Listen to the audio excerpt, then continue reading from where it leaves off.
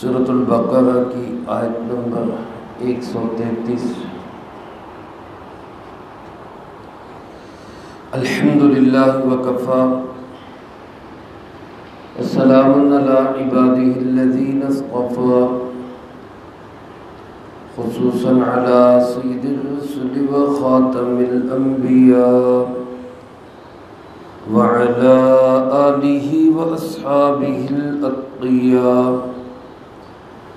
اما بعد فاعوذ باللہ من الشیطان الرجیم بسم اللہ الرحمن الرحیم۔ ام کنتم شہداء اذ حضر یعقوب الموت اذ قال لبنیہ ما تعبدون من بعدی قالوا نعبد إلهك وإله آبائك إبراهيم وإسماعيل وإسحاق إلها واحدا ونحن له مسلمون تلك أمة قد خلت لها ما كسبت ولكم ما كسبتم ولا تسألون عما كانوا يعملون۔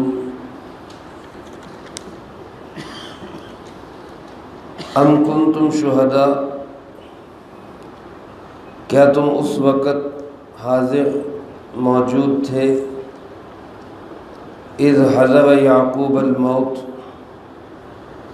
جب حضرت یعقوب علیہ السلام کو موت کا وقت پیش آیا۔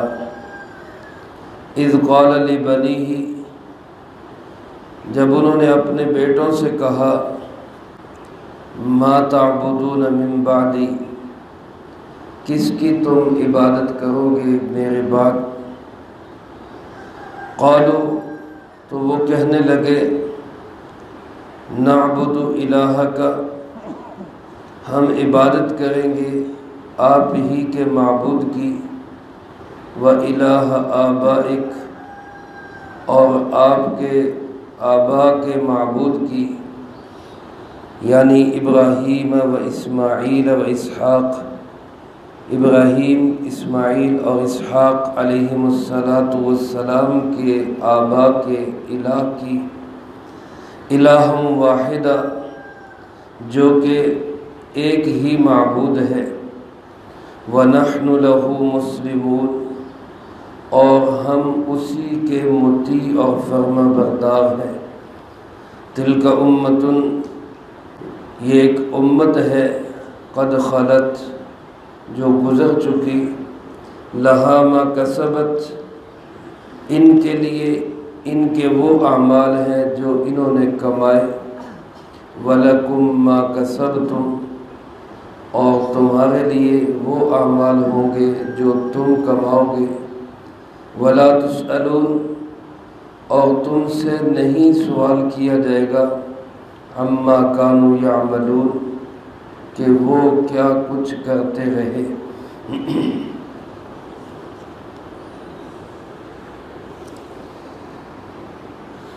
اس سے پہلی آیت مبارکہ میں اللہ رب العالمین نے حضرت سیدنا ابراہیم خلیل اللہ علیہ السلام اور حضرت یعقوب علیہ السلام کی اپنے بیٹوں کو جو وصیت تھی مسلمان رہنے کی، مطیع اور فرما بردار بن کے رہنے کی، اس کا تذکرہ کیا۔ اس آیت مبارکہ میں خاص طور پہ حضرت یعقوب علیہ السلام کی اس وصیت کا ذکر ہے جو انہوں نے وفات کے وقت اپنے بیٹوں سے کی، اور اس میں بھی اسی بات کا ذکر ہے کہ عبادت صرف اللہ رب العالمین کی، ایک اللہ کی کرنی ہے، اور اطاعت و فرما برداری اور مسلمان بن کے رہنا ہے۔ حضرت یعقوب علیہ السلام کی اس وصیت کا خاص طور پہ ذکر ہے، کیونکہ یہودیوں کا اور عیسائیوں کا دعویٰ یہ تھا، اگلی آیات میں اس کا ذکر بھی آ رہا ہے، کہ حضرت یعقوب علیہ السلام نے وفات کے وقت اپنے بیٹوں کو یہ وصیت کی تھی کہ یہودی بن کے رہنا۔ یہودیوں کا یہ دعویٰ تھا، اور عیسائیوں کا دعویٰ یہ تھا کہ انہوں نے وفات کے وقت یہ وصیت کی تھی کہ عیسائی بن کے رہنا، نصارہ بن کے رہنا۔ تو اللہ رب العالمین نے اسی کے جواب میں فرمایا کہ جس وقت حضرت یعقوب علیہ السلام کی موت کا وقت تھا تو کیا تم وہاں پہ موجود تھے؟ آج جو یہودیوں تم یہ کہہ رہے ہو کہ وہ یہودی ہونے کی وصیت کر کے گئے، عیسائی کہہ رہے ہیں کہ وہ عیسائی ہونے کی وصیت کر کے گئے، تو کیا تم میں سے کوئی وہاں پہ حاضر تھا، موجود تھا وہاں پہ جو یہ گواہی دے رہے؟ اللہ رب العالمین گواہی دیتے ہیں کہ یعقوب علیہ السلام کی وصیت کیا تھی۔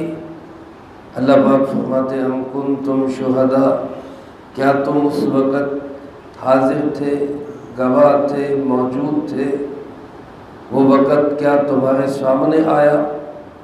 اذ حضر یعقوب الموت، جب حضرت یعقوب علیہ السلام کے پاس موت کا وقت حاضر ہوا، یعنی ان کی موت کا وقت آیا، تم وہاں موجود تھے؟ یہ استفہام نفی کے لیے ہے، یعنی تم وہاں پہ موجود نہیں تھے، تمہیں نہیں پتا انہوں نے وصیت کیا کی، تم نہیں جانتے آخری لمحات میں ان کی گفتگو کیا تھی۔ تو پھر خود بتایا، سنو آخری لمحات میں وصیت ان کی موت کے وقت بیٹوں سے ان کی گفتگو جو ہوئی وہ یہ گفتگو ہوئی، اذ قال لبنیہ، کہ انہوں نے اپنے بیٹوں سے پوچھا۔ حضرت یعقوب علیہ السلام کے 12 بیٹے تھے، گزشتہ درس میں بھی میں یاد کر چکا ہوں، انہی میں ایک بیٹے حضرت یوسف علیہ السلام تھے۔ تو انہوں نے اپنے بیٹوں سے وفات کے وقت جو سوال کیا، وہ سوال کیا تھا؟ ما تعبدون من بعدی، میرے بعد تم کس کی عبادت کرو گے؟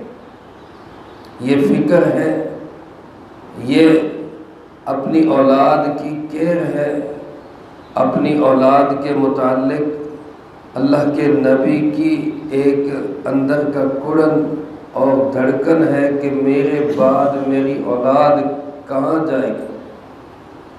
علماء نے اسی سے نتیجہ نکالا کہ اپنی اولاد کی فکر کرنا یہ توکل کے خلاف نہیں ہے، یعنی یہ نہیں توکل کہ بندہ کہے جی بس میری اولاد اللہ دے سپرد، میں جو مرضی کرتا رہوں، اولاد جہاں مرضی جائے، نہیں، بلکہ اولاد کی فکر کرنا، بالخصوص ان کے عقیدے کی، ان کے دین کی، ان کی اصلاح کی فکر کرنا، یہ انبیاء علیہ السلام کی سنت ہے، بلکہ ان کا فرض منصبی ہے۔ سب سے پہلے اللہ کے نبی تبلیغ کا جو کام شروع کرتے وہ اپنے گھر سے کرتے تھے سب سے پہلے، اور یہ آسان تبلیغ بھی ہے، یہ تبلیغ آسان ہے، لیکن ہر بندہ اپنے گھر کو درست کر لے تو پورا معاشرہ درست ہو جاتا ہے۔ آج اصلاح کی کوششیں ناکام کیوں ہوتی ہیں کہ ہر بندہ اٹھتا ہے، وہ کہتا ہے میں نے دوسرے کی اصلاح کرنی ہے، اپنی حالت کیا ہے اس کے بارے میں وہ نہیں جانتا۔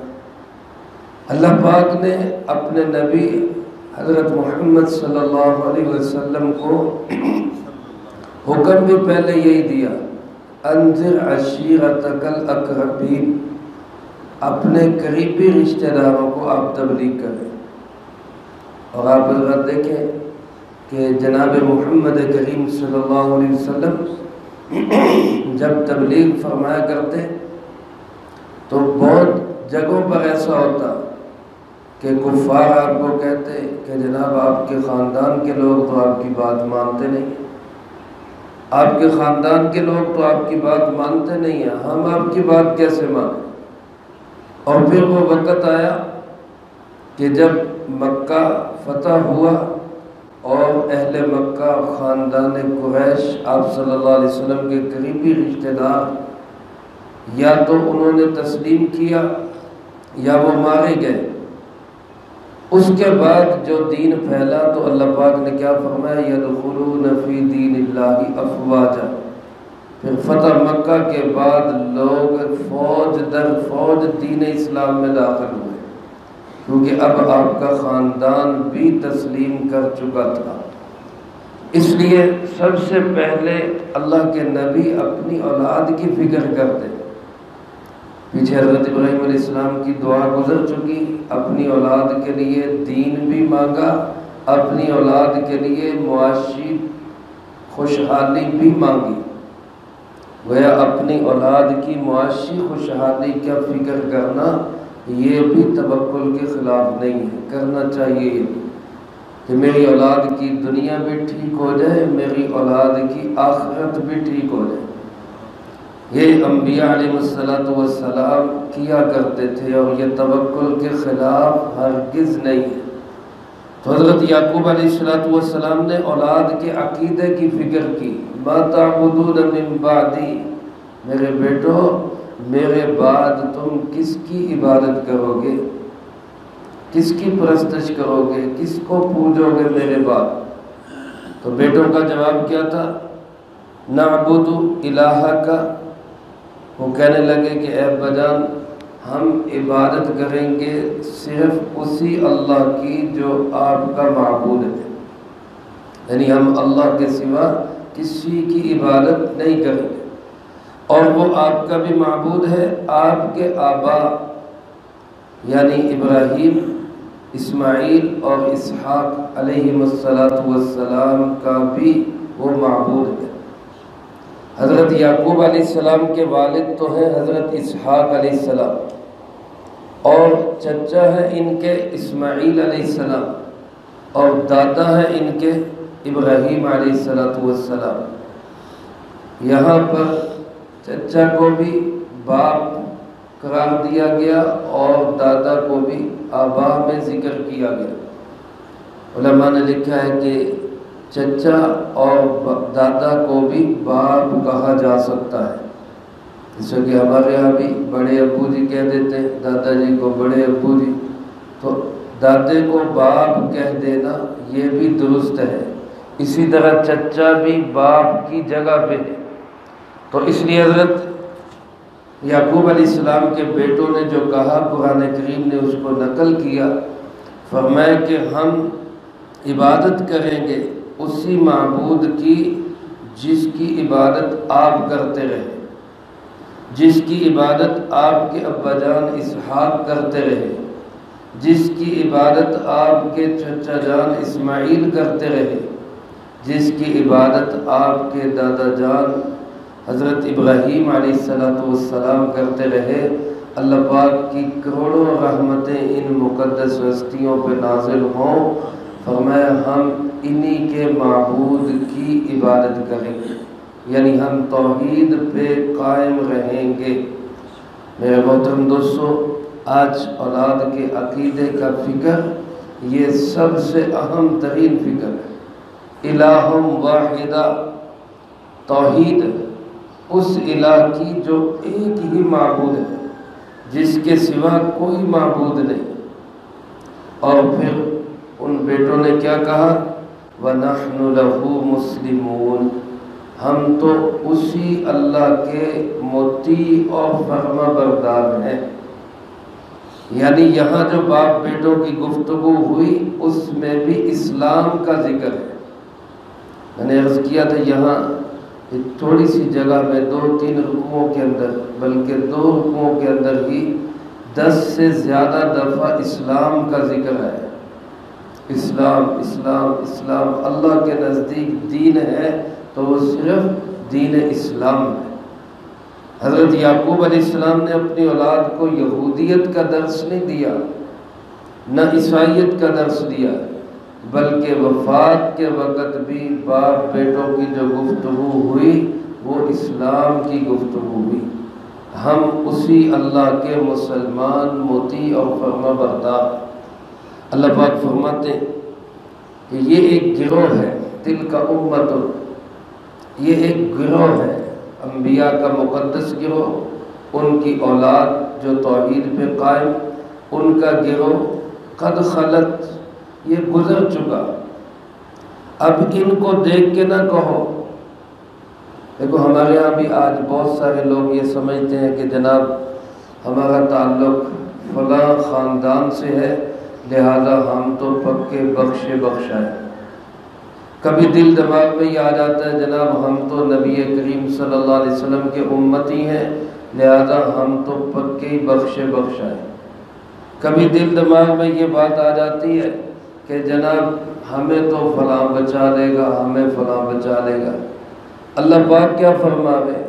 اللہ پاک فرماتے کہ جو گزر گئے سو گزر گئے، ان کو ان کے اعمال کا اجر و ثواب ملے گا۔ لہا ما کسبت ولکم ما کسبتم، تم اپنا سوچو کہ تمہارا کیا بنے گا، تم نے جو کچھ کیا تمہیں تمہارے اعمال کا ثواب یہ سزا ملے گی۔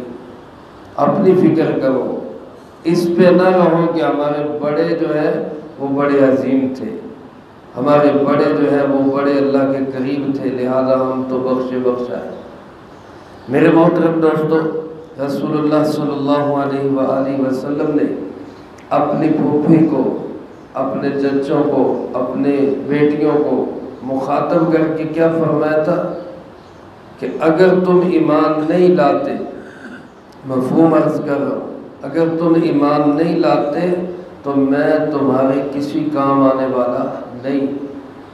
ایمان لاؤ، اس کے بعد پھر بخشش کے سینکڑوں دروازے ہیں، لیکن اگر ایمان قبول نہیں کرتے تو پھر یاد رکھو میں تمہارے کسی کام آنے والا نہیں۔